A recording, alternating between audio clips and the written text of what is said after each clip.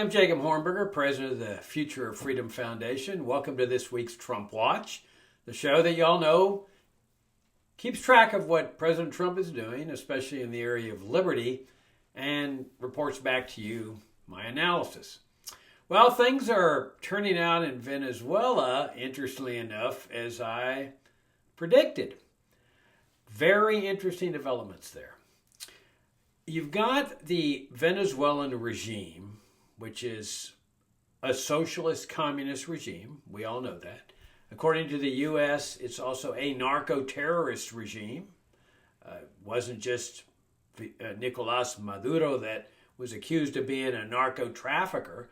The whole regime was considered to be a narco-terrorist regime.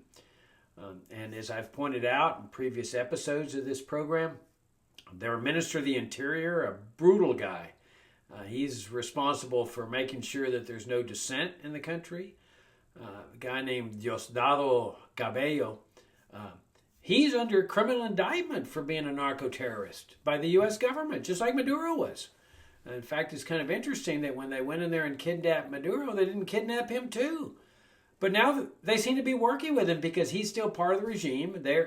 They're controlling what the new interim president, maybe she's going to be permanent president, I don't know, Delcy Rodriguez, they're working with her, even though the DEA has her under official investigation too. But they say, well, as a practical matter, we're going to work with them, even though they're an illegitimate regime. They clearly lost the election, the last presidential election.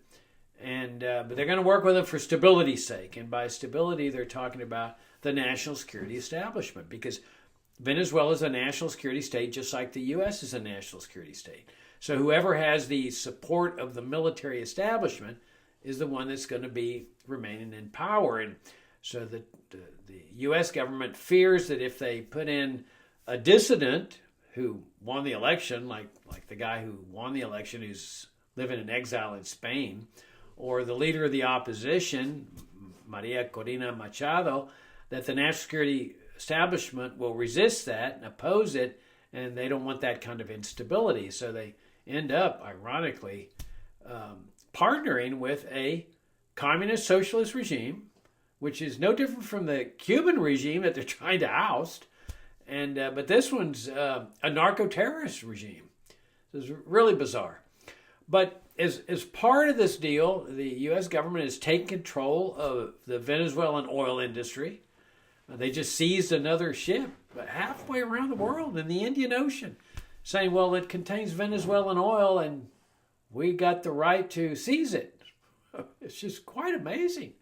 And so they've seized that oil and they've essentially taken control over the oil industry, and they get the proceeds and they send money back to the Venezuelan regime headed by Delcy Rodriguez, which she then uses to pay all the people in the national security establishment there, the military, the intelligence forces, including Diosdado Cabello.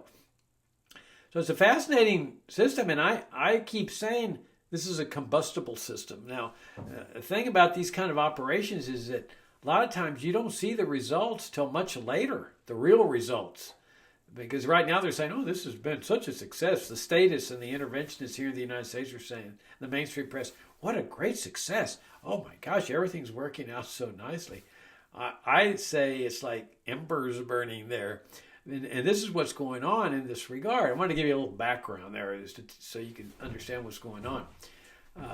So they've been releasing many of the dissidents that opposed Maduro and were claiming that his election was illegitimate because they had, during the election, the opposition had tally sheets from many of the polling stations. They weren't supposed to, I don't think, but they had them, they grouped them together, and they showed the opposition winning like 80% of the vote. Now, they didn't have all of them because Maduro's people control some of them, but Maduro would not release the ones that he controlled. So it's a virtual certainty that he lost his election big time. This was not even close. But he controls the national security establishment. It's a national security state. And this is a big lesson for Americans. We're a national security state too. And so in a national security state, it's whoever has the support of the military. and the intelligence establishment. They're the ones that win. Because when the opposition went into the streets, the national security state put them down. Started rounding them up. I don't know if they shot and killed them like the national security state in Iran recently did. They killed some 5,000 or 6,000 protesters, and that suppressed the dissent. There's no question about it. And here in Venezuela, they did the same thing.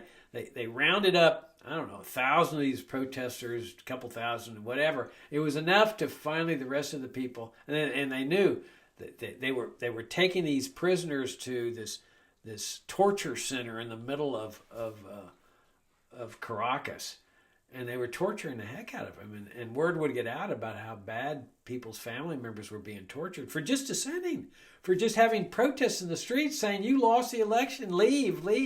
Well, no dictator wants to hear that. And especially when there's hundreds of thousands of people or even tens of thousands of people out in the streets demanding it, that's the last thing he wants to hear. So he wants to quiet the nation. He wants to silence the nation. And you do that either by killing some protesters, which causes people to stay at home and express their dissent, in the bathroom at home, or kill them, torture, or take them into custody, torture them, or whatever.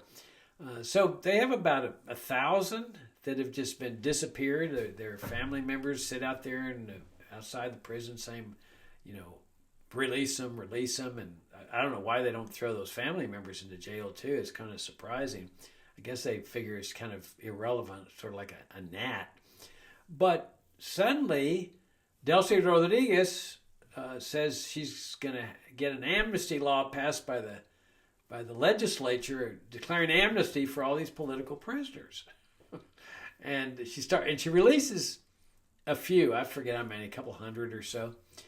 Why she didn't just release all of them, I don't know. But now, does this mean that she's become this great civil libertarian? No, I don't think so. As Maria Corina Machado has pointed out, she's following orders. She's taking orders from Trump. Now, I'm sure Trump doesn't like Machado saying that because, she's pointing out the obvious, that he seems to be running the show through Delcy Rodriguez. I don't know how much authority she has at this point, but if she doesn't follow orders, Trump will just cut off the oil revenue, which means they go into total collapse because they depend on that oil revenue. They're a socialist society. So, as I said, this is going to, in the previous episodes, this is a prescription for something to explode, because what happens when these people are released and they go back home, their family members are all excited, but then what? Does this mean they can go out in the streets and start protesting and having demonstrations again? Well, theoretically, yeah. I mean, they're released, but you see, that's not exactly how a brutal dictatorial regime operates. They don't want these people out in the streets. They're willing to release them, and my hunch is because Trump has received a lot of pressure from people like, you're running this regime and you've got all these innocent people in jail. So my hunch is that he has ordered Machado release these people, which is the right thing to do if that's what he's done. But now what? Well, sure enough, that they released some of these people, but one guy said, we need to get out in the streets again and start protesting. Guess what happened to him? A group of armed men in civilian clothes grabs this guy. I don't know. I think they barged into his home, grabbed him, and have taken him away. Nobody knows where he is. And his family members, now, of course, that sounds familiar because that's what we have in this country. Should give you kind of an idea of what life is like under a national security state in either country. That you protest and you get shot in the back, or you get shot in the face, or whatever, or you got masked men grabbing you off the streets. Now, I don't know if the people that grabbed this guy were masked or not, but they were in civilian clothes.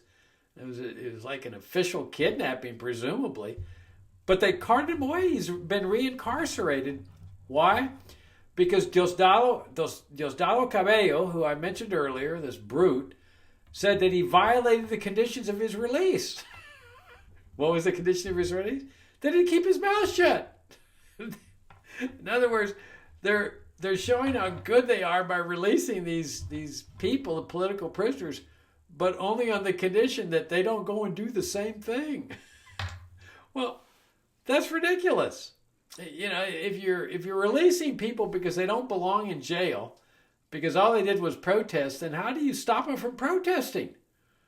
But so it's very possible that the rest of these 200 or 300 people, or the 1,000 that they still are going to release, they're going to have to arrest them all.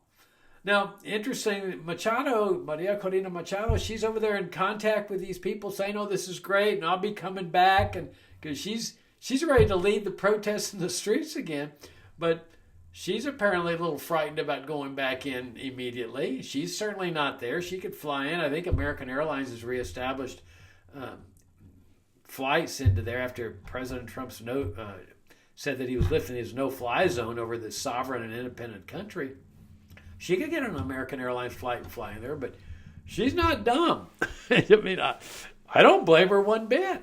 I think if she flew in there, she'd be arrested. She's under indictment there. That indictment hasn't been lifted, if that's what they call it, some kind of formal accusation, insurrection, whatever the offense is, criticizing the regime and whatever. She's under this formal criminal charge. And so she goes back in, she's possibly looking at arrest or worse. Trump had said, well, maybe we can find a place for her. Really, where? If she's given a position in the administration where she just goes to work every day, they'd kill her in a New York minute. And surely she knows that, because if she didn't, she'd have already flown on in there. So she's paralyzed. She doesn't know what to do. She could sneak back in and join the resistance again, but she obviously doesn't want to go that route. She wants Trump's blessing before she goes back in, but Trump's not going to do that because he doesn't want instability. Well, with dissent, there's instability. So if these people start protesting out in the streets that they're releasing, and that's what they were put in jail for, that's instability. Freedom and democracy are kind of messy sometimes. And that's what's considered instability. And so how this thing's going to play out, I don't know. But all the dynamics are there for something really to explode. And I can't predict when that's going to happen. I can't predict how it's going to happen.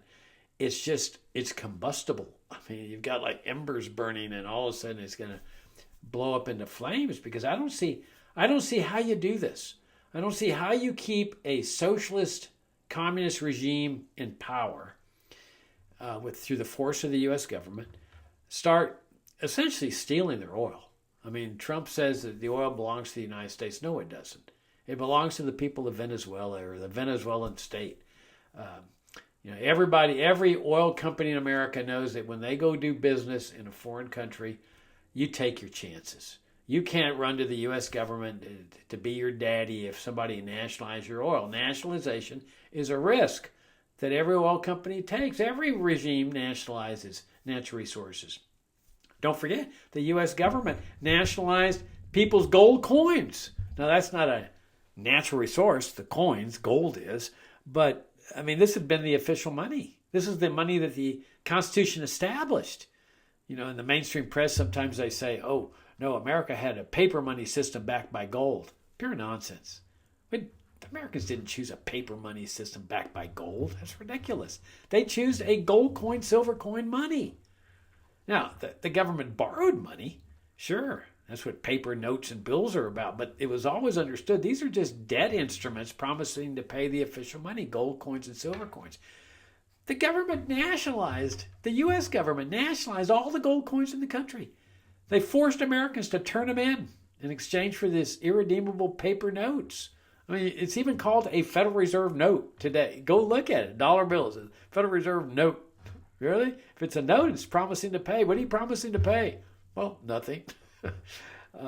So every regime nationalizes things, and the oil companies knew this when they were operating in Venezuela. So silver mining companies and gold mining companies, when they go into these countries, they know that the military could take over, nationalize everything.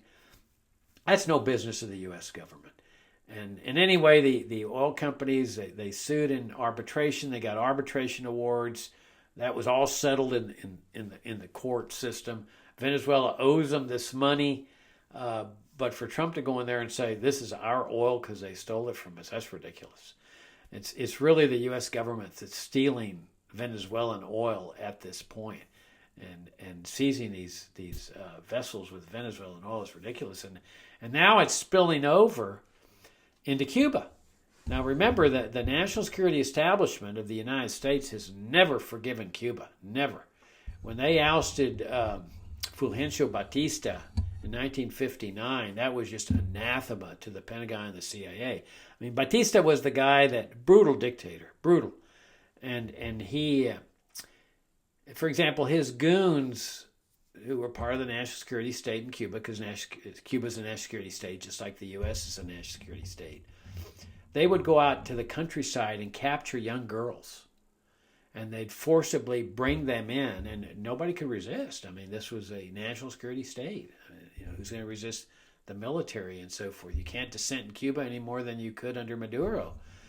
And they would bring these young girls into Havana and serve them up as perks to high rollers in the mafia-run casinos there, where they could just rape them. And so that was one of the reasons. That's really what set off the Cuban Revolution. And so the communists ended up taking control because the Cuban people had enough of Batista. They didn't care whether he was supported by the U.S. or not. And but boy, the Pentagon and the CIA have never forgiven the Cuban people for this. Just like they've never forgiven the Iranian people for ousting the Shah of Iran. The CIA had instituted a coup in 1953 in Iran, and ousting the democratically elected prime minister, Mohammad Mossadegh, very respected man, Time Magazine's Man of the Year. This was their experiment with democracy. It was working. But Mossadegh nationalized oil industry. Okay, same thing as Venezuela. And the British took the position. The British controlled much of the oil there in Iran, but they couldn't do anything. Mossadegh had gotten rid of British forces in the area, and so they couldn't do anything. So they enlisted the support of the CIA. And the CIA, sure enough, goes in and ousts Mossadegh in a coup, destroyed Iran's democratic system, installs the Shah of Iran into power. Terribly brutal guy. I mean, this guy he was pro-U.S., but a brutal dictator. And the CIA helps him. In fact, it helps him put together his secret police force, which was a combination Pentagon, CIA, ICE, Secret Service, whatever. I mean, a brutal force of dictatorship called the Savak. And it was so brutal that the Iranian people had had enough. And you know how they're supporting the Iranians is in this call for revolution? Well, they weren't supporting them in 1979 because this was a pro-U.S. dictatorship. No matter how brutal it was, the U.S. didn't care because the Shah was very loyal to the U.S. government. But they revolted, and the CIA has never forgiven the Iranian people. That's what all this whole sanctions business is about, trying to harm the Iranian people and send them a message. You want things to be normal. You don't want to be living under economic privation. Put in another U.S. dictatorship, and we'll lift these sanctions. It was the same thing with Iraq. Brutal sanctions against the Iraqi people that were killing multitudes of Iraqi children. Remember when Madeleine Albright, the U.S. ambassador to the United Nations, was asked by 60 Minutes whether the deaths of 500,000 Iraqi children was worth regime change. And she said, yeah, it's worth it. I mean, this was just pure evil. How can the deaths of children ever be worth regime change? But the attitude of the U.S. was, oh, well, these are Saddam Hussein's fault. He was the Iraqi dictator because he could leave office and we lift the sanctions.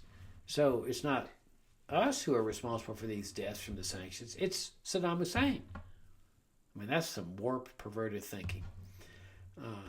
But now they're they've had this embargo against Cuba since 1959 or 1960, designed to create massive privation, economic privation among the Cuban people, along with their socialist system, and it's worked magnificently in terms of creating terrible, terrible poverty. They've always been on the verge of starvation in Cuba.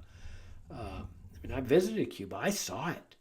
And the Cubans are very proud. And very nice. I've traveled widely in Latin America. I have never met nicer people, generally speaking, than the Cuban people. Just the nicest people in the world to me. Now, I remember asking a taxi driver, why are people so nice to me? They know I'm an American. After what my government's done to them in terms of this embargo. And his answer was very revealing. He said, what responsibility do you have for what your government has done to Cuba? Wow, that's pretty insightful thinking. But in any event, the national security establishment of the United States has never forgiven the Cuban people for ousting Batista.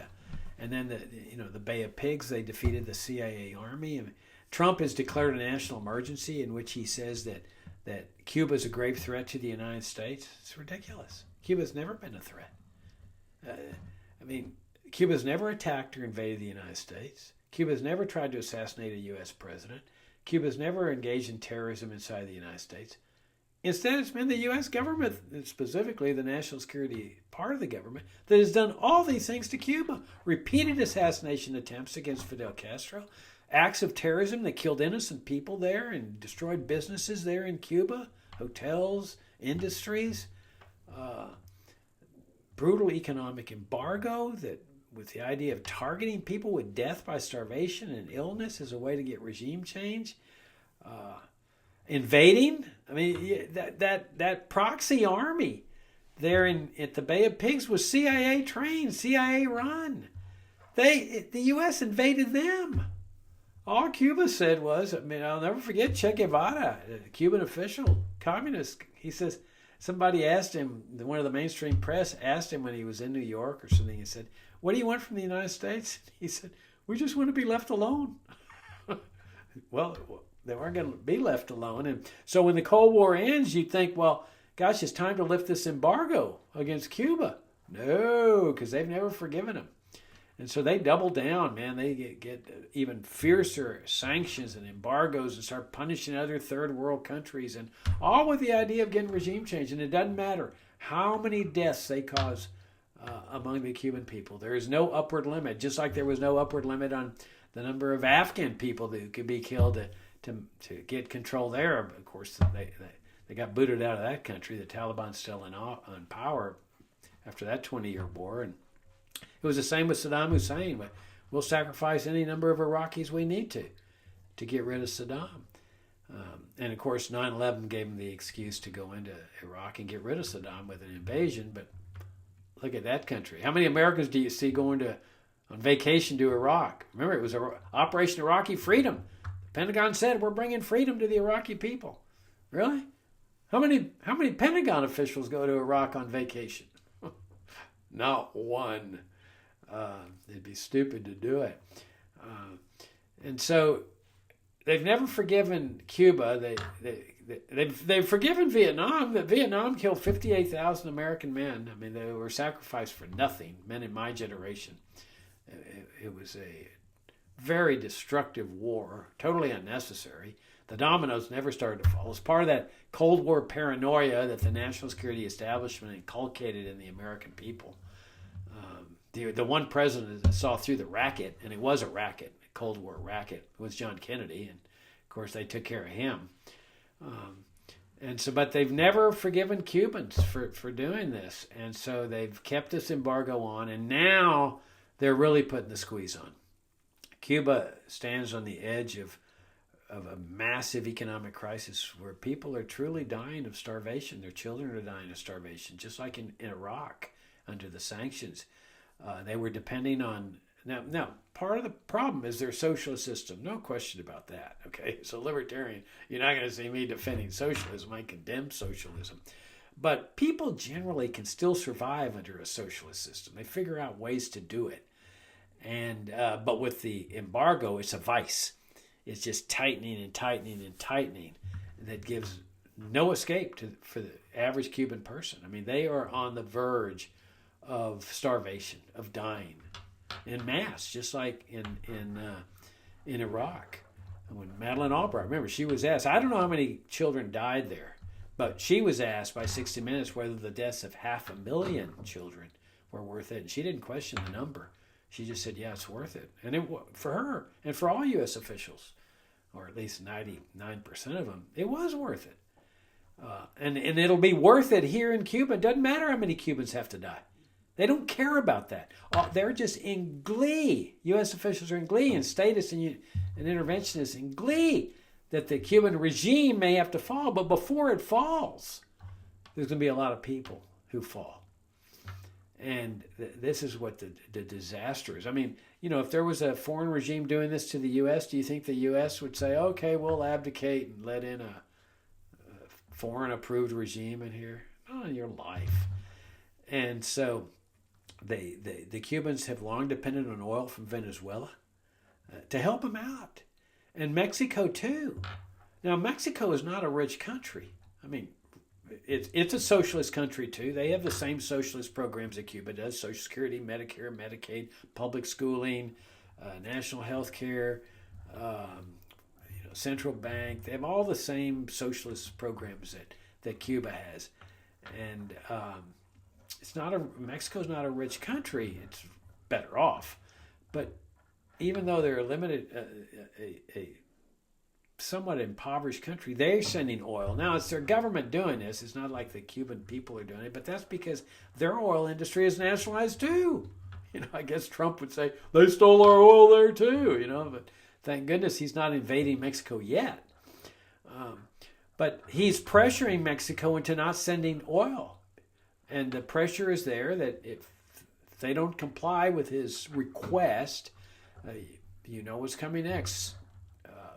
Tariffs, and so if not worse, bombing Mexico too, just like he's done with Venezuela, killing people out in the high seas and so forth, kidnapping the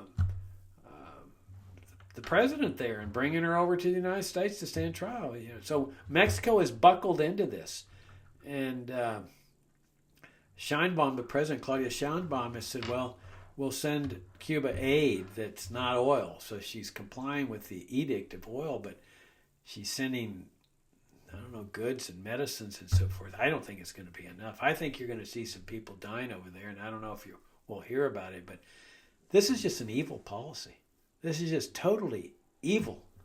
And it's so disheartening that you don't see condemnations among this in the pulpits of America, among the ministers, among people who go to church every Sunday.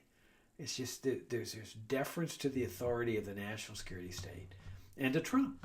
If they say this is necessary, that it's a good thing that we get rid of that communist regime in Cuba that has never done anything to us, even though you have to kill people, man, to make an omelet, you got to crack some eggs, Jacob. I mean, I find it absolutely astounding that there's not people that are rising up. I remember in those Iraqi sanctions, there were people in the United Nations that were resigning out of a crisis of conscience, and they were mocked and ridiculed by U.S. officials. They said, we can't participate in this. There's innocent people just dying for regime change.